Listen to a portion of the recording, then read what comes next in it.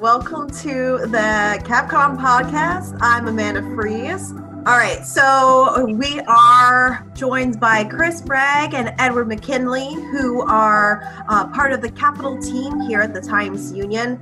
And we're doing a little bit of a debrief. We're waiting on results for many races that are relatively close because of there just being so many absentee ballots out there that still need to be counted. However, there certainly are some races that appear to be shaping up for Republicans, which wasn't initially anticipated. And you had the Republican committee chair, Nick Langworthy, as well as Senate Minority Leader Rob Ortt, talking about how the Democrats were really confident that they were going to get this supermajority, and it didn't happen. Ed, I know you've done a lot of coverage when it comes to the supermajority here in the Senate that the Democrats were looking at. What are your thoughts here? Is there any opportunity for them to pull out a supermajority, or, are they looking at, maybe a couple of new seats, but that's about it? So never say never. There's a lot of absentee ballots, hundreds of thousands across the state that haven't been counted yet. And it's possible, even probable in some of the races, that that's going to be enough to overcome the vote count that the Republicans opened up a lead in on Election Day. But in a lot of the races, the Republicans really seem to run ahead of where they thought they would be.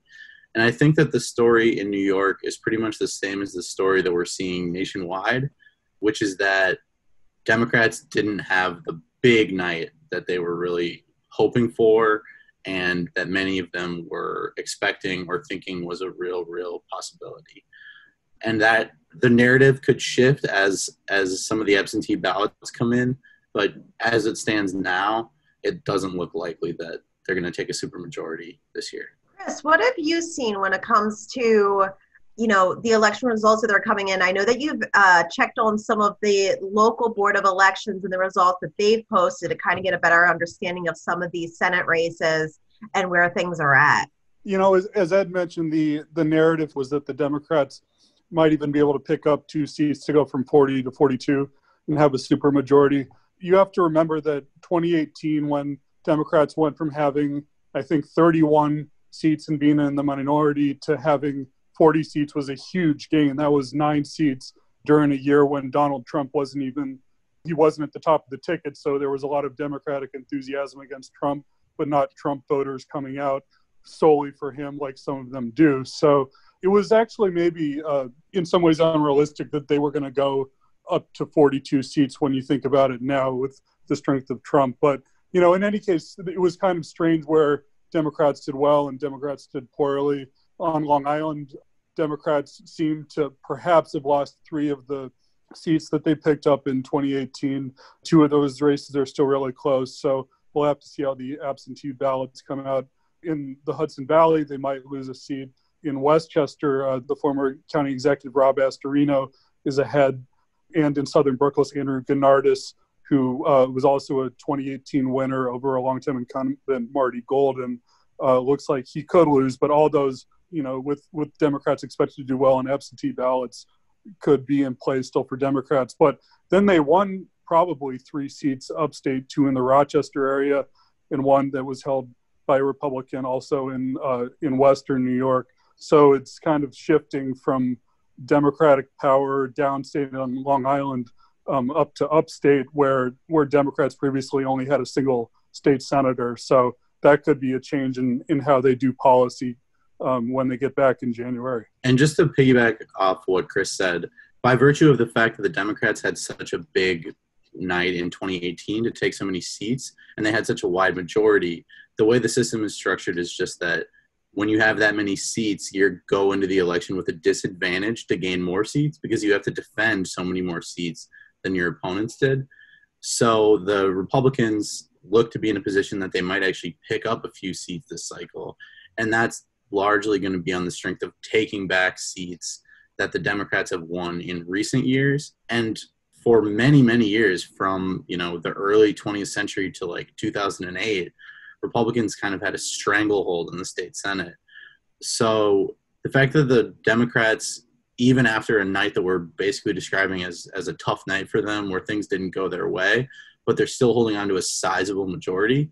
If you'd asked somebody about that, 20 years ago, they would have said that's unbelievable that they even have a majority at all. One thing that's been interesting about the 2018 elections, which, as you know, because of what Ed mentioned about Republicans having held the majority for so long, is that the special interest groups in Albany, like the kinds of groups that are transactional and really don't care which party is in the majority, that just want to pick the winner, those groups for the first time really were all on the Senate Democrat side, like the real estate industry in New York City that's always given millions of dollars to help the Senate Republicans, only went for the Senate Democrats and actually lost the races that they tried to get into. Charter school supporters, always with the Senate Republicans, millions of dollars. This year only helped Senate Democrats. And those were on the races on Long Island where Democrats didn't do so well. So, it's just like a lot of interests were stacked against the Republicans. And I don't know if those groups actually ended up making smart bets or not. We'll see.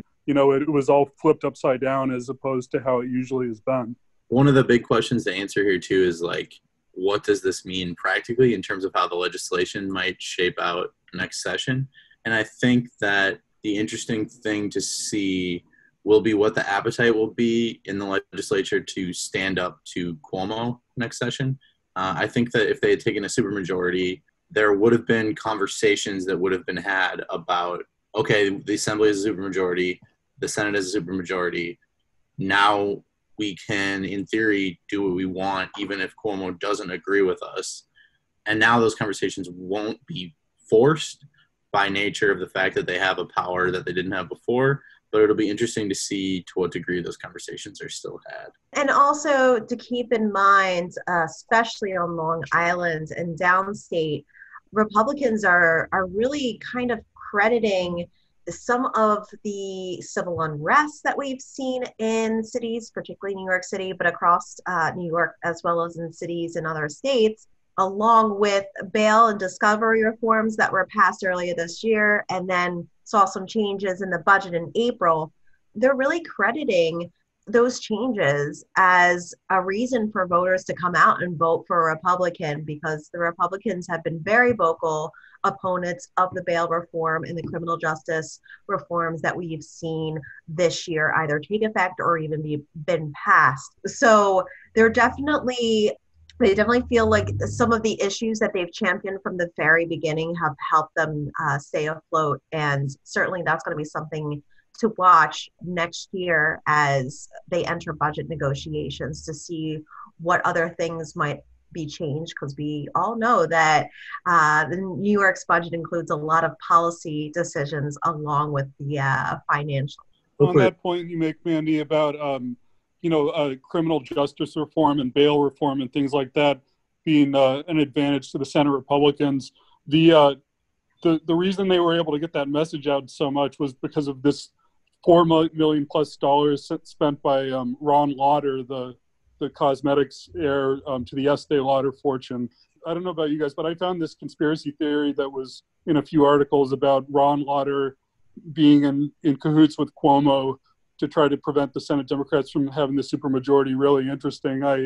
There seem to be some reasons to disbelieve it, like he's a longtime Republican donor and a conservative spender. On the other hand, he is apparently close to Cuomo, and he didn't apparently spend a single dime trying to beat Rob Astorino in that state Senate race, which is interesting because Rob Astorino, if he wins the Senate race, could be a 2022 challenger to Cuomo. So him winning a Senate seat is not good. You kind of might read something into the fact that Lauder then didn't spend in favor of Astorino. So I found that a really interesting subplot of this cycle. We should note, by the way, that it's not like Governor Cuomo didn't campaign and help raise money for down ballot Senate races. He did. If you speak to his people, they say, look at all this campaigning we've done. Isn't it obvious how much we want the Democrats to have a supermajority? I think maybe they might be protesting a little bit too much, but I'll leave that to posterity to decide. But one point that Amanda brought up that I think is important is the fact that the Republicans think that they have winning political issues based off of some of the more progressive policies that have been enacted over the last 2 years by Democrats. And they don't believe that those winning political issues are just constrained to the state level races. I spoke with Mark Molinaro this morning, who was the Republican candidate in 2018, and he was saying that he thinks that in the New York 19 congressional race, which was Representative Antonio Delgado, who was elected in 2018, he's a Democrat, running against a first-time candidate for federal office, Kyle Vandewater. And the backstory here is that, Republicans in the area basically didn't think Vandewater was that great of a candidate. He wasn't the first choice. Molinaro was publicly flirting with a bid for the seat, and a lot of people thought he was going to run and would be the better candidate. But instead, Vandewater ran. He had this messy primary. There was a write-in campaign for another Republican.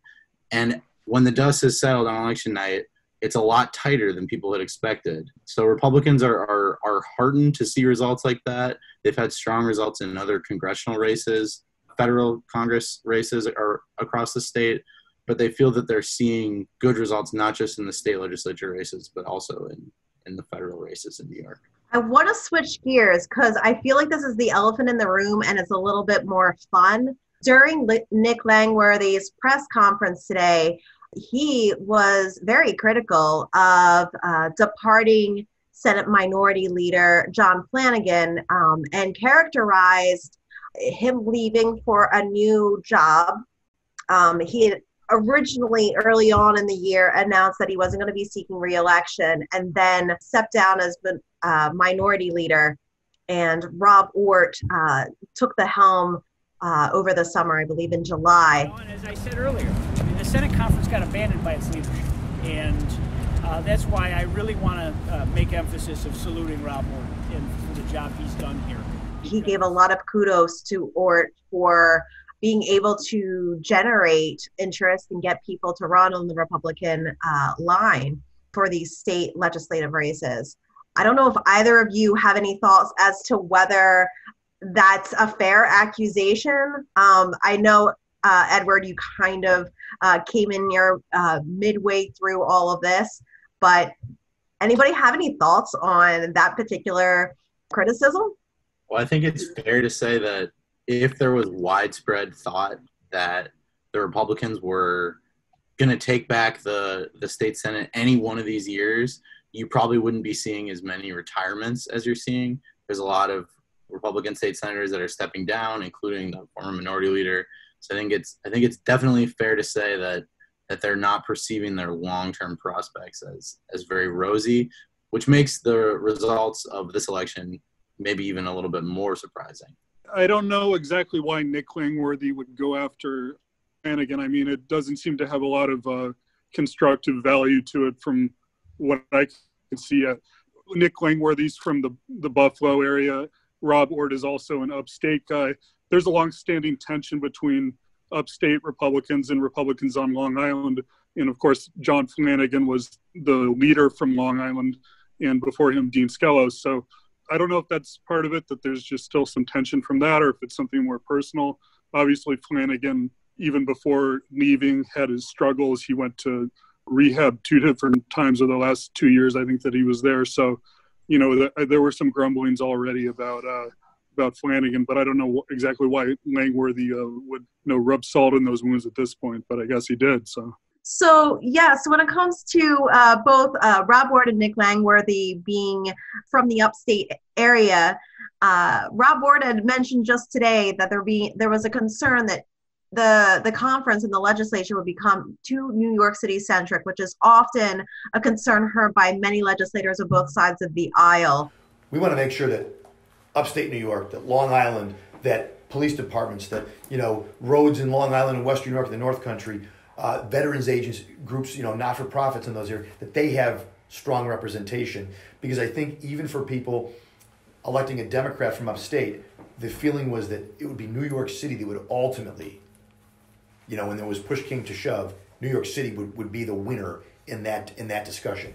I guess we'll have to wait and see all of this means, but Senator Ortt has really made a promise that there's going to be, at least on the Republican conference side, a more holistic approach to making sure that each corner of New York is receiving resources, and that policies as well as budgeting doesn't skew too much in favor of downstate versus upstate. One thing with the Senate Democrats having 40 members the last 2 years is that that's such a large conference, and they want to get all those people reelected. So that's a number of members coming from outside New York City whose needs have to be listened to.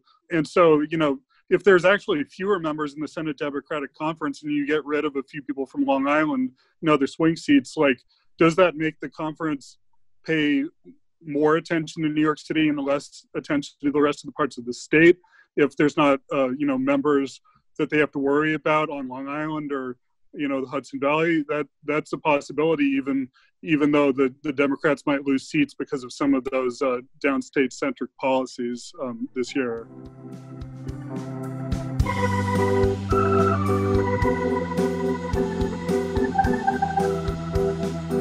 Well, thank you, everyone, for tuning in to this Capitol Confidential podcast, a special edition on kind of debriefing you on elections.